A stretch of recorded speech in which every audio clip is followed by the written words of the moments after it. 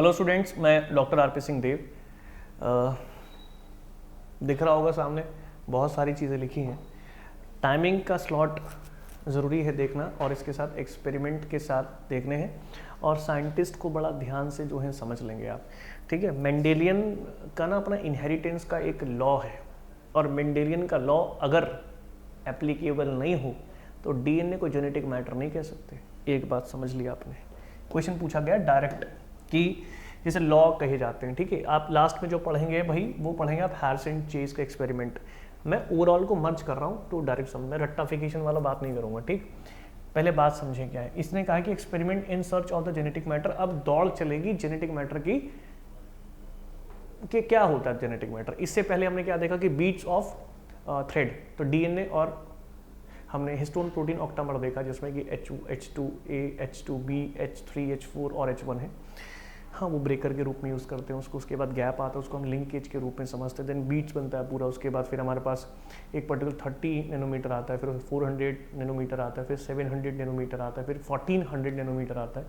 Sequence होता है आपका, यूक्रोमैटिन है, हेट्रोक्रोमैटिन है, लेस स्टेन है, मोर स्टेन है, ट्रांसक्रिप्शन हो सकता है, ट्रांसक्रिप्शन नहीं हो सकता, ये चीज़ें बताई गई अभी। तो उसमें अभी हम डाउट में चल रहे हैं कि भाई जेनेटिक मैटर क्या होता है, एक्सपेरिमेंट करना चाह रहे हैं। अभी तो पता नहीं हम लोगों की भाई जेनेटिक मैटर क्या है, लेकिन जैसे जैसे हम 1952 तक पहुंचेंगे और 1953 तक पहुंचेंगे तो हम ये पता कर चुके होंगे कि जेनेटिक मैटर क्या है, उसको यूज़ कैसे करना है। अभी तो यही नहीं पता कि क्या है।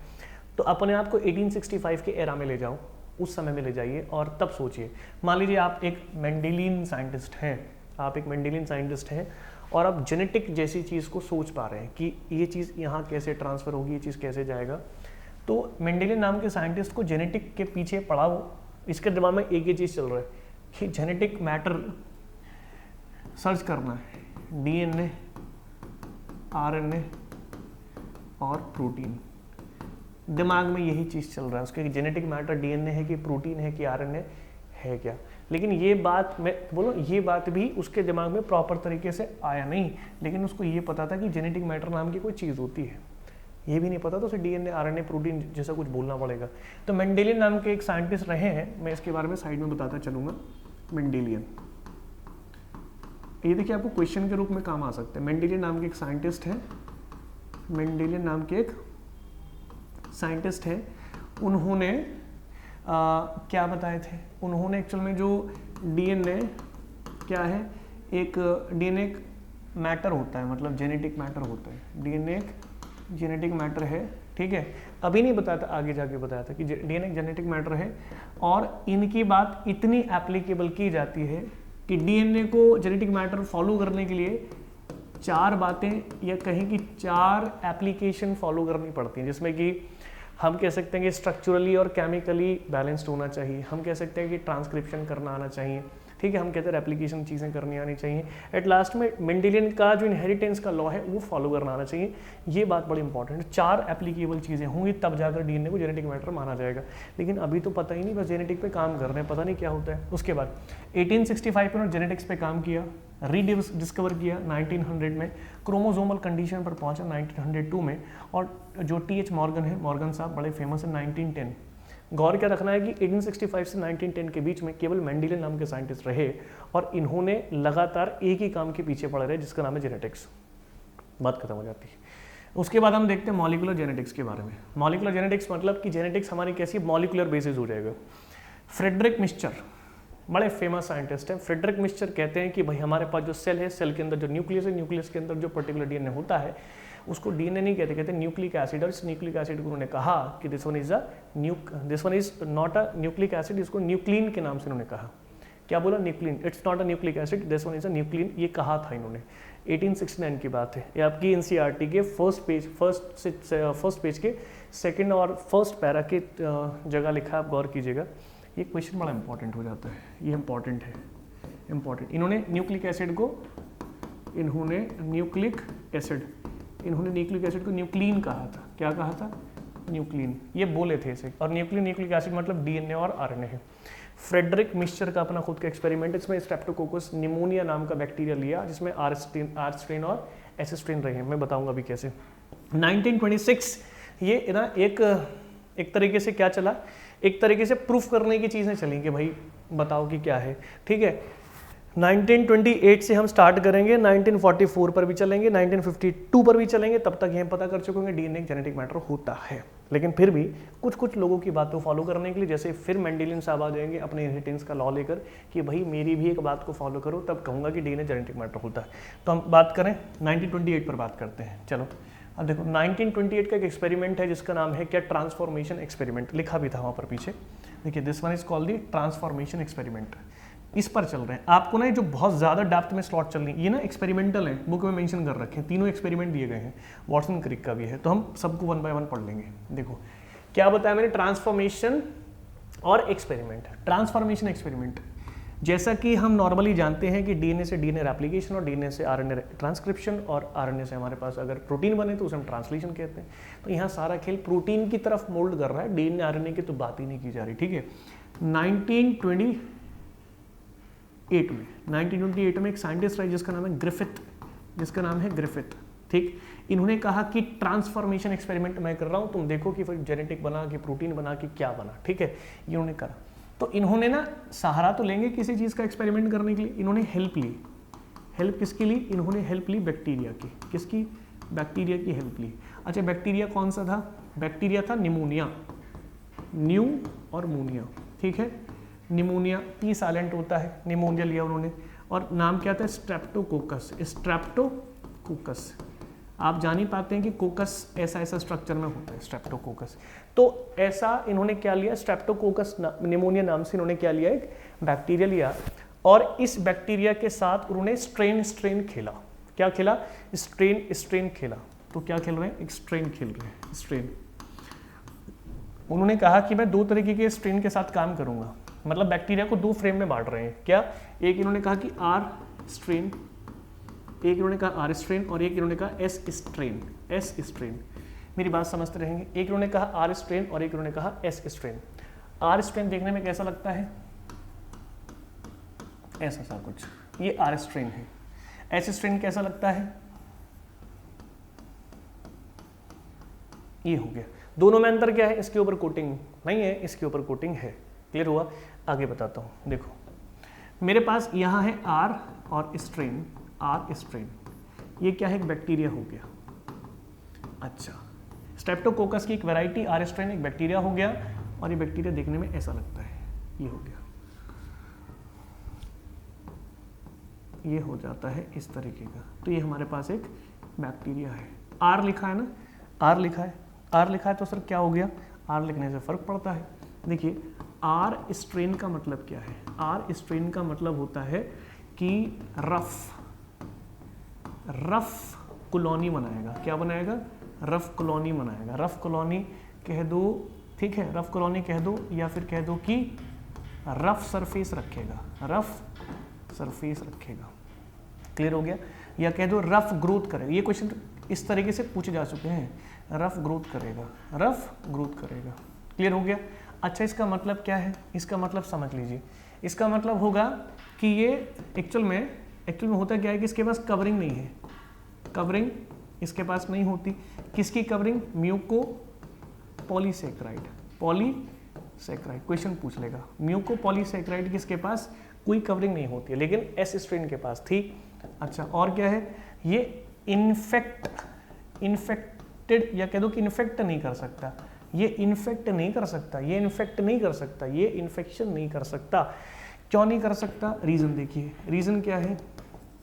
ये इन्फेक्शन इसलिए नहीं कर सकता क्योंकि ह्यूमन का इम्यून सिस्टम जान जाता है, ह्यूमन इम्यून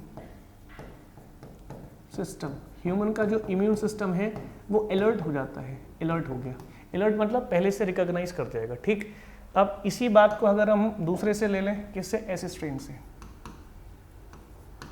एस स्ट्रेन। तो एस स्ट्रेन में क्या दिख रहा है? ये भी क्या एक बैक्टीरिया है। अच्छा दोनों बैक्टीरिया किसके ही कैटेगरी में आते हैं? स्ट्रेप्टोकोकस और निमोनिया, स्ट्रेप्टोकोकस निमोनिया। क्लियर हो गया? स्ट्रेप्टोकोकस निमोनिया दोनों इसी की कैटेगरी है। क्लियर हो गया? लेकिन दोनों की वैरायटी अलग है। तो ये हमारे पास क्या है? एक ये हो गया हमारे पास, ये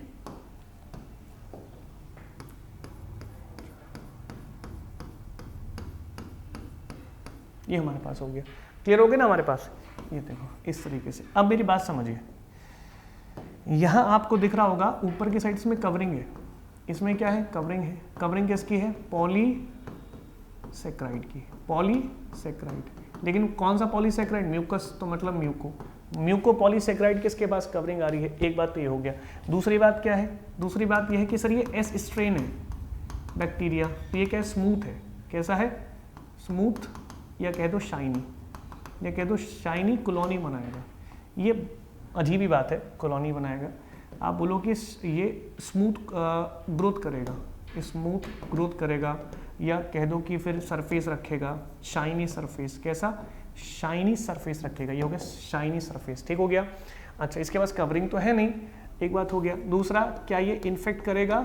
इन्फेक्टेड है ये? हाँ, ये इन्फेक्टेड होता है। जो इन्फेक्टेड नहीं होता है उसे बोलते हैं नॉन लिख दो यहाँ पर, इसे बोलते हैं नॉन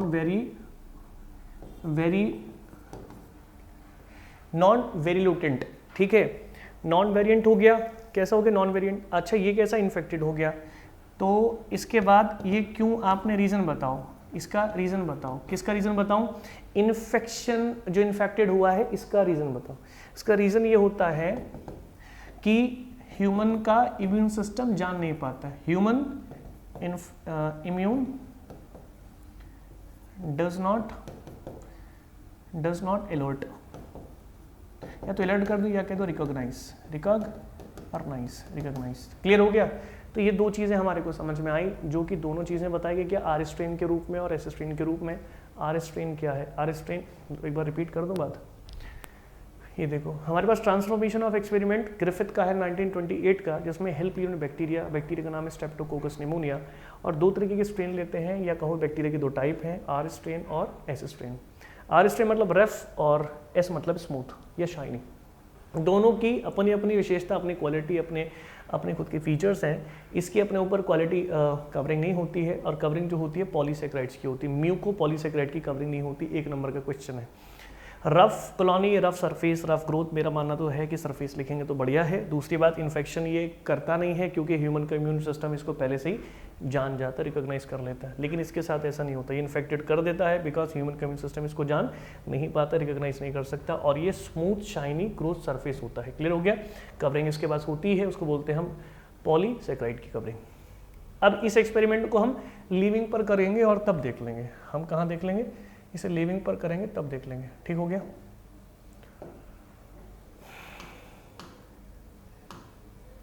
देखिए बुक में आपके ना एक्सपेरिमेंट दिया हुआ माइस प्लस स्ट्रेन का, माइस प्लस स्ट्रेन का। मेरी बात समझना, यहाँ क्या लो? यहाँ लो माइस, चूहा, और यहाँ स्ट्रेन, यहाँ स्ट्रेन लो, ठीक है।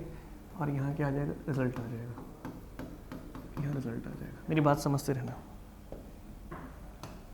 देखो माइस, यहाँ पर मैं क्या ले रहा हूँ?